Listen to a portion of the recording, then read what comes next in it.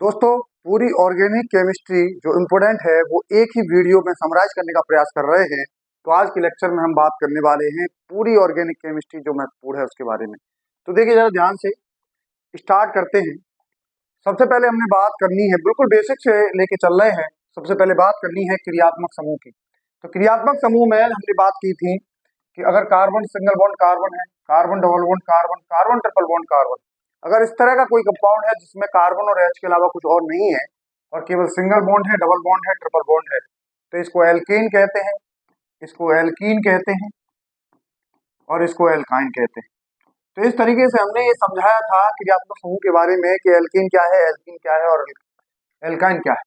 इस तरीके से इस कार्बन में कोई हेलोजन जोड़ दो, FCl Br जोड़ दो, FCl Br कुछ भी जोड़ सकते हैं, कुछ भी इसमें से। तो FCl Br जोड़ देते हैं तो इसे हेलो एल्केन के नाम से जानते हैं। इसे हम क्या जानते हैं? हेलो एल्केन के नाम से समझते हैं दोस्तों। इसके बाद अगर हम कार्बन में ही अगर OH जोड़ दें तो इसको हम एल्कोहल के नाम से जानते हैं। किसके नाम से जानते हैं इसे? एल्कोहल। और इसी कार्बन की सीरीज में OH जोड़ दिया तो इसे हम क्या कह रहे हैं? एल्कोहल। और इसी कार्बन की सीरीज के बिल्कुल बीचों बीच में दोनों तरफ कार्बन हो और सिंगल बॉन्ड से ऑक्सीजन हो तो इसे ईथर के नाम से जानते हैं। इस तरीके से हमने अगर कहीं पे CHO समूह लिखा हुआ है तो इस CHO समूह को हमने एल्डिहाइड का नाम दिया था, और कहीं पर CO और CO के दोनों तरफ C है तो इसको कीटोन नाम दिया था, और COOH कहीं पे लिखा है तो इसको कार्बोक्सिलिक अम्ल नाम दिया था।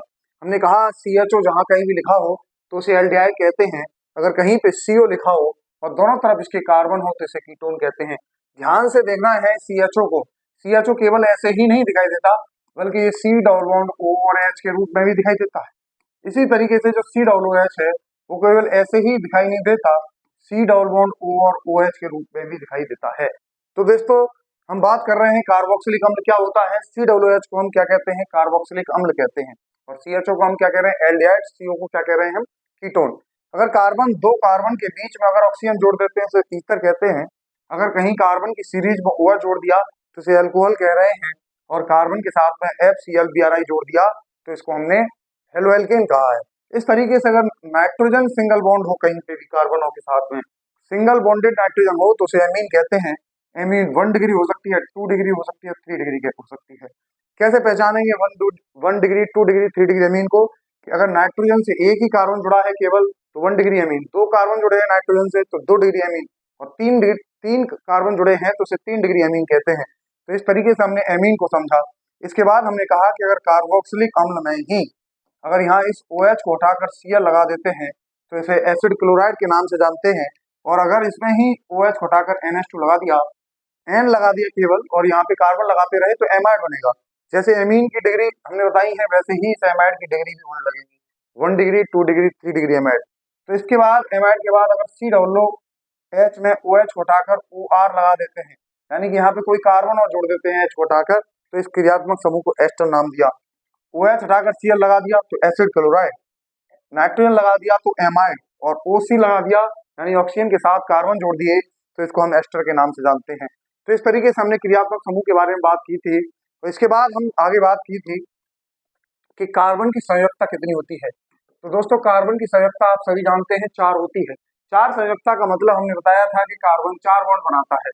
4 बॉन्ड, अगर कहीं पे कम बॉन्ड आपको दिखाई दे रहे हो तो हमने समझाया जितने कम बॉन्ड हैं उतने ही H जोड़ देते हैं। जैसे इस कार्बन के साथ में यहाँ पे एक बॉन्ड दिख रहा है आपको तो 3 H यहाँ पे जोड़ देंगे। तो इस तरह से इसकी संयोजकता को पूरी कर देना है कभी भी किसी भी संरचना में। जैसे कहीं कहीं ऐसे बना होता है तो इनका मतलब हमें समझना है। तो यहाँ पे कॉर्नर पे C होता है और इस C के साथ कितने बॉन्ड जुड़े हुए हैं? एक। तो कितने H की कमी है? 3 H की कमी है। तो इस तरीके से यहाँ पे देखो जरा, तो 1 2 3 बॉन्ड जुड़े हुए हैं, तो यहाँ पे कितनी कमी है? 1 H की कमी है। तो इस तरीके से हमने कार्बन की संयोजकता को समझाया था कि कार्बन की संयोजकता 4 होती है। इसका मतलब 4 ही बॉन्ड जुड़े होने चाहिए, 4 से ज्यादा नहीं होने चाहिए, 4 से कम नहीं होने चाहिए। इसके बाद हमने सिग्मा और पाई बंध की पहचान समझाई। सिग्मा और पाई बंध की पहचान क्या होती है कि अगर कहीं पे सिंगल बॉन्डेड है केवल तो इसे सिग्मा बॉन्ड कहते हैं। अगर केवल सिंगल बॉन्ड है तो इसे क्या कहते हैं? Sigma bond. अगर कहीं पे ये डबल बॉन्ड है तो इसमें से एक सिग्मा होता है और एक पाई होता है, एक सिग्मा होता है और एक पाई होता है। ट्रिपल बॉन्ड में एक सिग्मा और दो पाई होते हैं।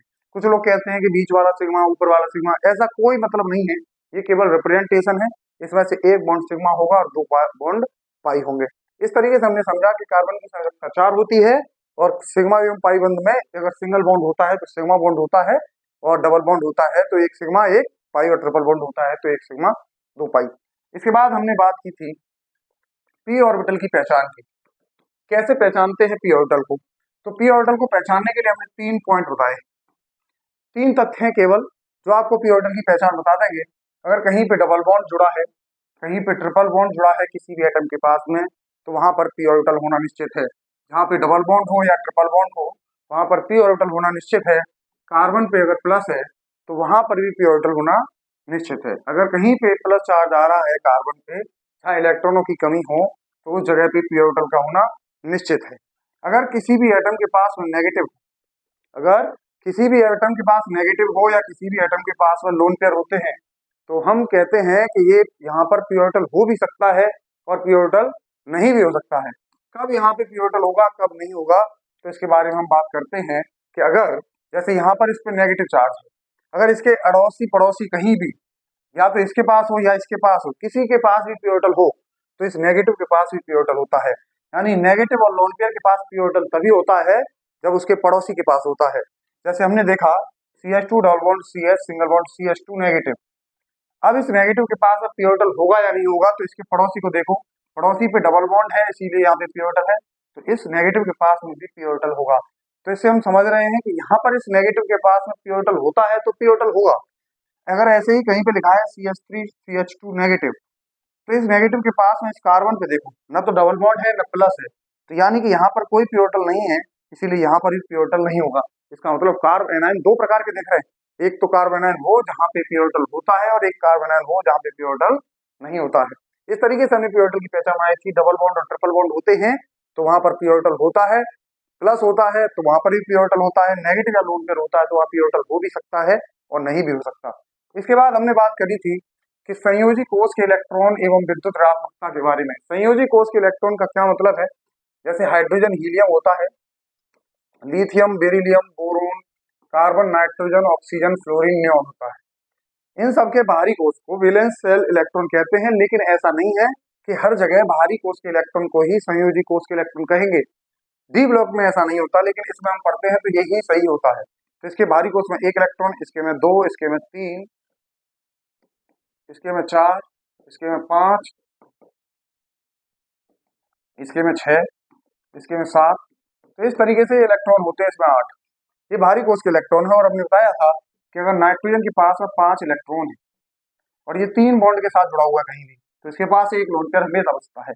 हमने बताया था कि ऑक्सीजन के साथ में 6 इलेक्ट्रॉन है, अगर ये 2 बॉन्ड बना रहा है तो 2 इलेक्ट्रॉनों से 2 बॉन्ड बना लेगा, यानी कि इसके पास में 2 लोन पेयर शेष बच जाएंगे। तो इसके बारे में हमने यही बात कही थी कि कार्बन के साथ में अब देखो कार्बन कितने बॉन्ड बनाता है, 4, तो चारों बॉन्ड बनने के बाद कार्बन के पास में लोन पेयर नहीं बचता, और हाइड्रोजन के पास तो एक ही इलेक्ट्रॉन होता है, तो इसका मतलब यहाँ लोन पेयर होने के कोई भी चांस नहीं है। तो इस तरीके से हमने यहाँ पर संयोजी कोष के इलेक्ट्रॉनों के बारे में बात की थी, जो बॉन्ड बनाने में पार्टिसिपेट करते हैं, और जो इलेक्ट्रॉन बॉन्ड बनाने में पार्टिसिपेट नहीं करते। बाहरी कोष के वे इलेक्ट्रॉन जो बॉन्ड बनाने में पार्टिसिपेट नहीं करते हैं उन्हें लोन पेयर के नाम से जाना जाता है। विद्युत ऋणात्मकता के बारे में बात की थी। विद्युत ऋणात्मकता होती है इलेक्ट्रॉन को खींचने की क्षमता। क्या होती है दोस्तों विद्युत ऋणात्मकता? इलेक्ट्रॉन को खींचने की क्षमता। अब हमें देखना है कि सबसे ज्यादा विद्युत ऋणात्मकता किसकी होती है, तो फ्लोरीन की होती है। और एक क्रम याद रखना है, पूरी ऑर्गेनिक केमिस्ट्री में यही क्रम काम आने वाला है, केवल इसी क्रम को याद रखना है। क्या क्या क्रम है? FONClBrISPCH। क्या क्रम है दोस्तों? FONClBrISPCH।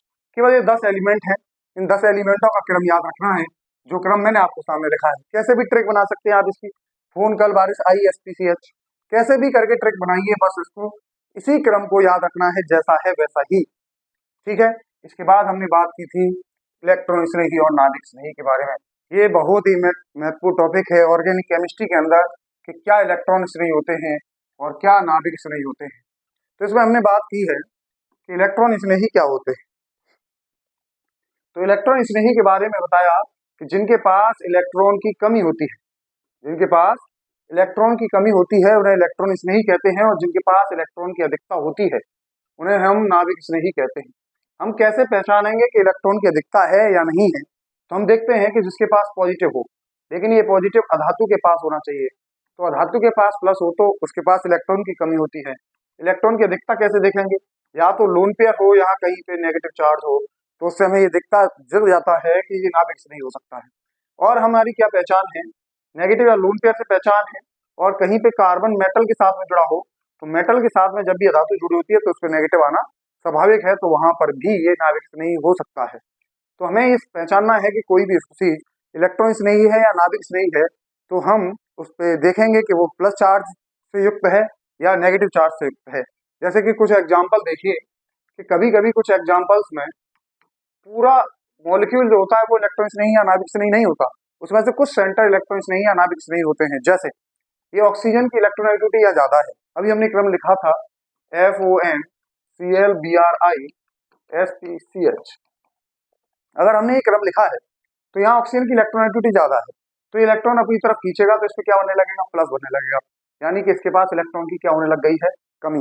तो इसका मतलब ये वाला हिस्सा इलेक्ट्रॉन स्नेही कहलाएगा, और यहाँ इलेक्ट्रॉन की अधिकता होने लगी है तो ये वाला हिस्सा क्या कहलाएगा? नाभिक स्नेही कहलाएगा। यानी कि जब भी कभी आपको ये C डबल बॉन्ड O दिखाई दे और सामने कोई नाभिक स्नेही दिखाई दे, न्यूक्लियोफाइल दिखाई दे, तो आप तुरंत इस पे अटैक करवाएंगे। क्यों? क्योंकि नाभिक से नहीं हमेशा इलेक्ट्रॉन से ही पे अटैक करता है। तो हम ये समझा रहे हैं कि इलेक्ट्रॉन से नहीं वो पार्ट है जिसपे प्लस आने लगे, और नाभिक से नहीं वो पार्ट है जिस पर नेगेटिव आने लगे। तो इलेक्ट्रॉन से नहीं वो पार्ट है जिसके पास इलेक्ट्रॉन की कमी होती है, नाभिक से नहीं वो पार्ट होता है जिस पर इलेक्ट्रॉन की अधिकता होती है, और ये दोनों आपस में हमेशा एक दूसरे के साथ रिएक्शन करते हैं। इलेक्ट्रॉन से नहीं नाभिक से नहीं पे अटैक करेगा, नाभिक से नहीं इलेक्ट्रॉन से नहीं पे अटैक करेगा। ये ही ऑर्गेनिक केमिस्ट्री की विशेष बात है, और इसको समझना बहुत आवश्यक है। किसी भी मॉलिक्यूल को देख के उसमें इलेक्ट्रॉन स्नेही सेंटर और नाभिक स्नेही सेंटर को पहचानना बहुत आवश्यक होता है। हम बार बार समझा रहे हैं कि जहां कहीं भी प्लस बन रहा हो वो इलेक्ट्रॉन स्नेही है, और जहां कहीं भी नेगेटिव बन रहा हो वहां नाभिक स्नेही होता है। नेगेटिव नहीं और लोन पेयर हो तब भी उसे नाभिक स्नेही का नाम देंगे।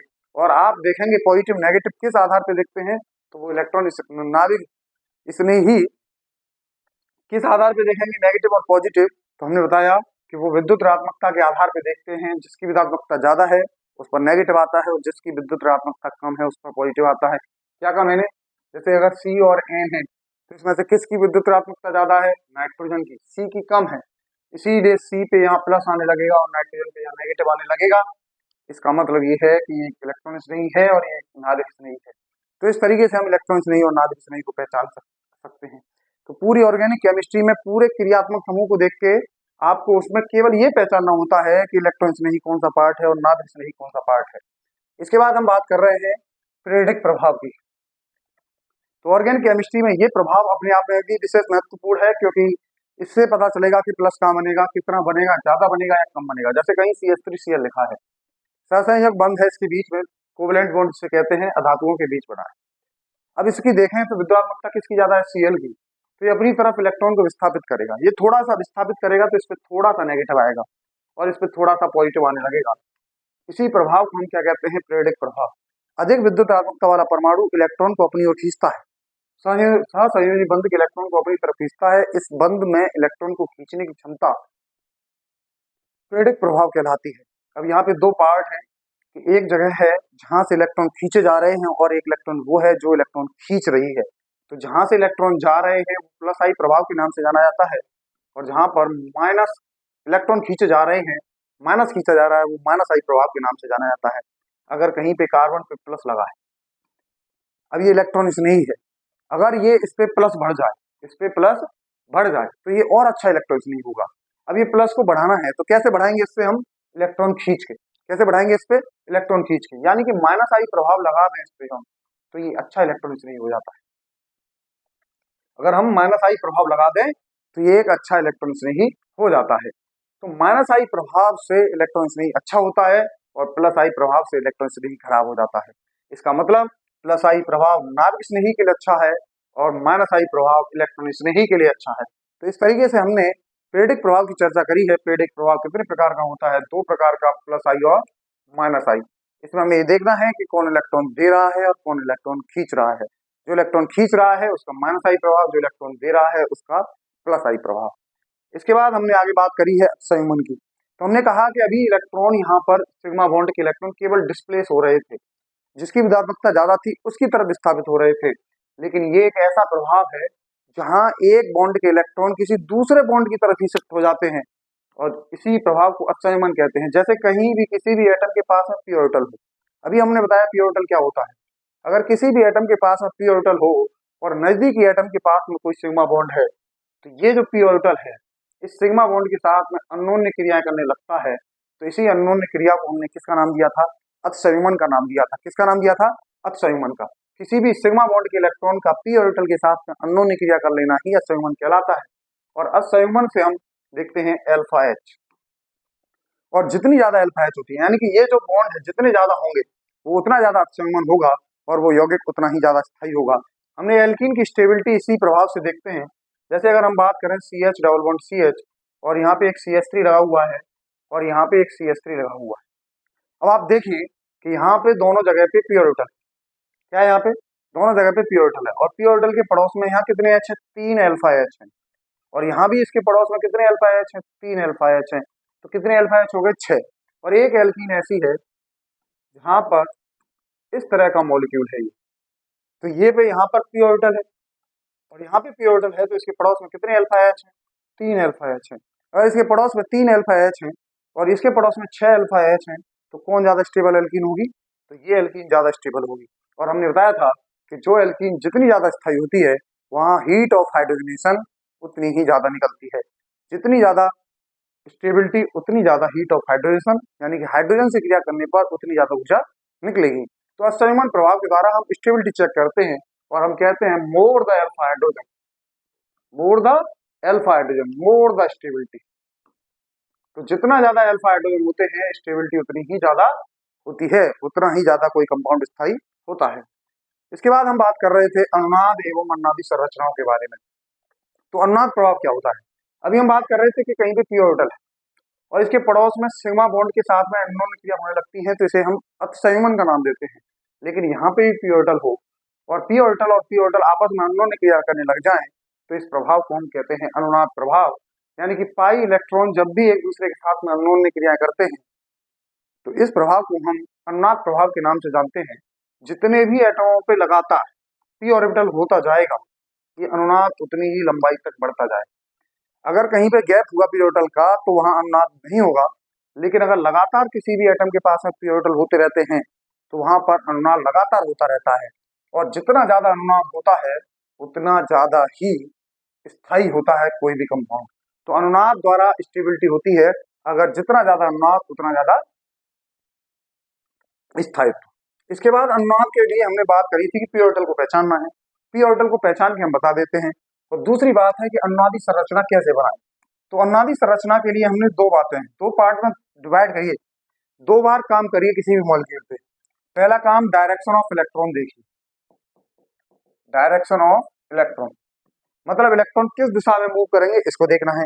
दूसरा हमें ये देखना है कि क्या इफेक्ट होंगे, अगर इलेक्ट्रॉन एक जगह से दूसरी जगह पे जाएगा तो क्या प्रभाव पड़ेंगे मॉलिक्यूल के ऊपर। तो दो, इफेक्ट ऑन मॉलिक्यूल क्या होगा। तो केवल कितनी बातें देखनी है हमें?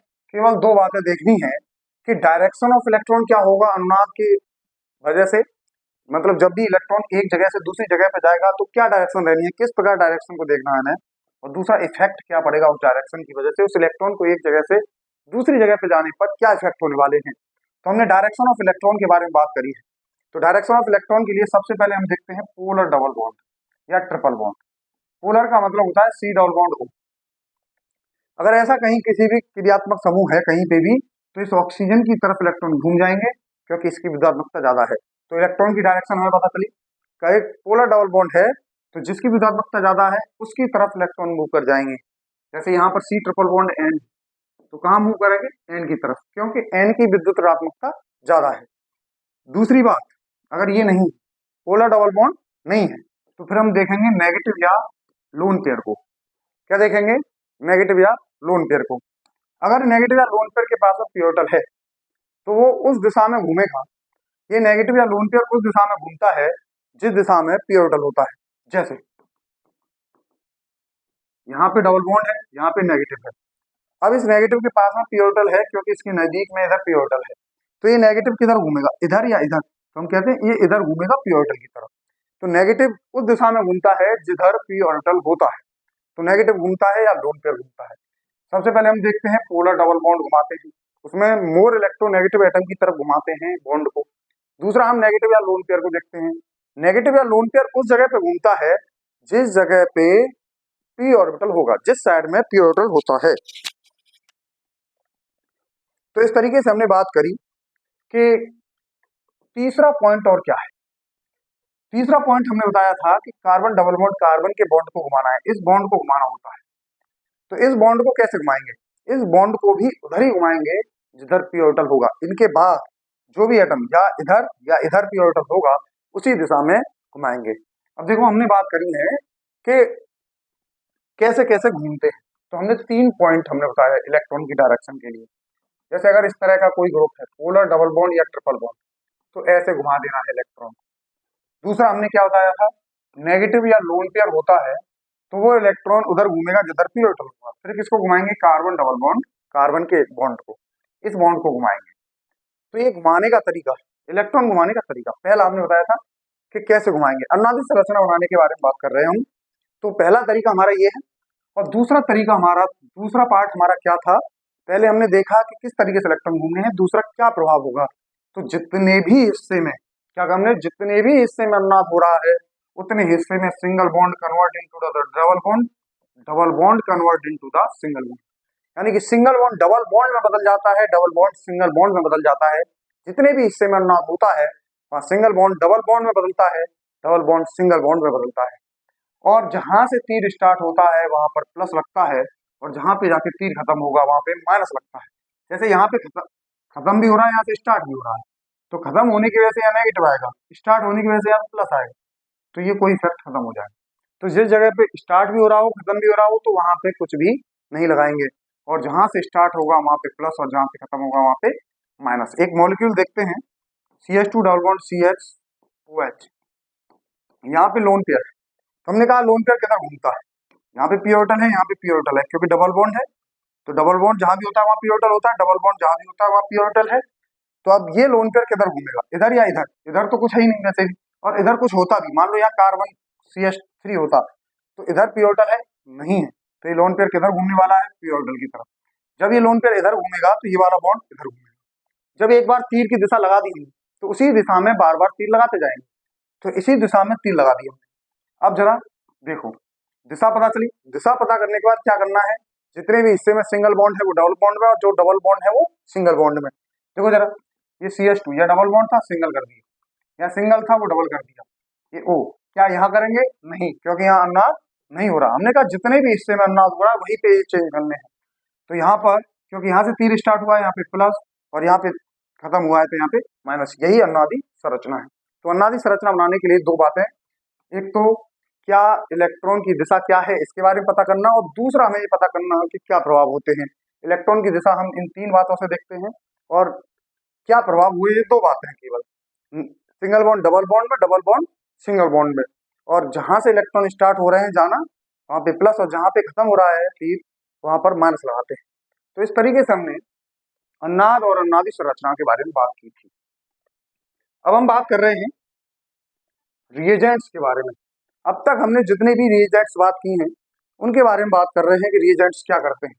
तो लिथियम एल्यूमिनियम हाइड्राइड क्या करता है ये, तो जितने भी ऑक्सीजन वाले और नाइट्रोजन वाले क्रियात्मक समूह हैं, जितने भी ऑक्सीजन और नाइट्रोजन वाले क्रियात्मक समूह हैं उन सभी को, O वालों को तो एल्कोहल में बदल देता है और N वालों को एमीन में बदल देता है, जितने भी हों सबको।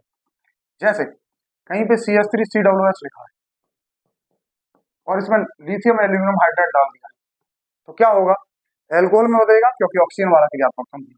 कितने कार्बन है, दो कार्बन लगाए, और अल्कोहल क्या होता है, OH जोड़ दो इसके पास, और इनकी संयोजकता पूरी कर दो, CH3 यहाँ आएगा, CH2 यहाँ आएगा, ये रिएक्शन कंप्लीट है। ऐसे ही अगर कहीं पे CH3Cl लिखा हुआ है तो ये क्रियात्मक समूह कौन सा वाला है, नाइट्रोजन वाला क्रियात्मक समूह है। अगर नाइट्रोजन वाला क्रियात्मक समूह है तो किस में बदलेगा, एमीन में बदलेगा। कितने कार्बन है, 2, और ये पे यहाँ पे क्या है, एमीन, तो एमीन बदल दिया, और ये CH2 और ये CH3। तो इस तरीके से हमने समझाया कि ऑक्सीजन वाले क्रियात्मक समूह को एल्कोहल में बदलता है, नाइट्रोजन वाले क्रियात्मक समूह को एमीन में बदलता है। NaBH4 भी सेम काम करता है, एल्कोहल में बदलता है O वाले क्रियात्मक समूह को, लेकिन सभी को नहीं बदलता। ये सभी को बदलता है, ये केवल 3 को बदलता है। किस किस को? एल्डिहाइड, कीटोन और एसिड क्लोराइड। ये किस किस को बदलता है? Aldehyde, ketone, acid chloride. किस किस को बदलेगा ये? Aldehyde, ketone, acid chloride. Lithium aluminium hydride किसको बदलता है? सबको बदलता है। जितने भी ऑक्सीजन वाले हैं सबको एल्कोहल में, जितने भी नाइट्रोजन वाले हैं सबको एमीन में बदलता है। NaBH4 क्या करता है? एल्डिहाइड, कीटोन, एसिड क्लोराइड को बदलता है। इसके बाद हम आगे बात कर रहे हैं कि रेड फास्फोरस HI क्या करता है। अगला रिएजेंट रेड फास्फोरस HI क्या करता है, तो इसके बारे में कहते हैं जो भी टकराएगा एल्केन बन जाएगा। यानी कि कोई भी क्रियात्मक समूह कोई सा भी हो, CH3COOH हो, और इसमें रेड फास्फोरस और HI डाल दें तो क्या होगा? कितने कार्बन है? 1 2 3। तो जितने भी कार्बन का कोई भी क्रियात्मक समूह हो उसको केवल सिंगल बॉन्ड में कन्वर्ट कर देना है, एल्केन बना देना है। ठीक इसी तरह से ZnHgHCl का भी क्या काम है कि जो भी टकराएगा एल्केन बन जाएगा। इसका भी यही काम है, लेकिन इससे केवल 2 टकराते हैं, एल्डिहाइड और कीटोन टकराते हैं। ये दोनों का एक ही काम है। रेड फास्फोरस HI भी एल्केन में बदलता है, ZnHgHCl भी एल्केन में बदलता है, लेकिन फर्क ये है कि ये सबको बदल देता है, ये केवल एल्डिहाइड, कीटोन को बदलता है। जिस तरीके से हमने इसमें बात कर रहे थे कि लिथियम एल्यूमिनियम हाइड्राइड सबको बदलता है एल्कोहल में, लेकिन NaBH4 केवल 3 को बदलता है, एल्डिहाइड, कीटोन, एसिड क्लोराइड। ठीक इसी तरीके से रेड फास्फोरस HI सबको बदलता है, ZnHgHCl केवल 2 को बदलता है, एल्डिहाइड और कीटोन। इसके बाद हम बात कर रहे हैं डाइबल H और H2PDBSO4। ये दोनों ही रिएजेंट का काम है एल्डिहाइड को निर्माण करना। कैसे याद रखेंगे? देखो डाइबल में Al आ रहा है, तो Al का मतलब एल्डिहाइड का निर्माण करना है। क्या निर्माण करना है? एल्डिहाइड का। तो ये दोनों ही एल्डिहाइड का निर्माण करते हैं, लेकिन कब करते हैं? ये साइनाइड CN आ जाए कहीं और एस्टर आ जाए, COOR आ जाए, तो CN और COOR को ये किसमें बदलता है? CHO में। CN और COOR को किसमें बदलता है? ये CHO में। H2PDBSO4 ये केवल एसिड क्लोराइड को बदलता है। ये साइनाइड एस्टर को बदलता है, ये एसिड क्लोराइड COCl को बदलता है। तो हमने बताया कि डाइबल H क्या करता है? साइनाइड और एस्टर को एल्डिहाइड में बदलता है। H2PDBSO4 किसको बदलता है? एसिड क्लोराइड को एल्डिहाइड में बदलता है। इसके बाद हम बात कर रहे हैं PCl5 PCl3 SOCl2 P+Cl2। ये चारों के चारों रिएजेंट एक ही काम करते हैं। इनका काम है OH हटाओ Cl लगाओ। क्या काम है इनका? OH हटाओ Cl लगाओ। क्या काम है इनका? OH हटाओ Cl लगाओ। O3 इसका क्या काम है? तो जब भी कहीं कार्बन डबल बॉन्ड कार्बन आ जाता है, क्या आ जाए?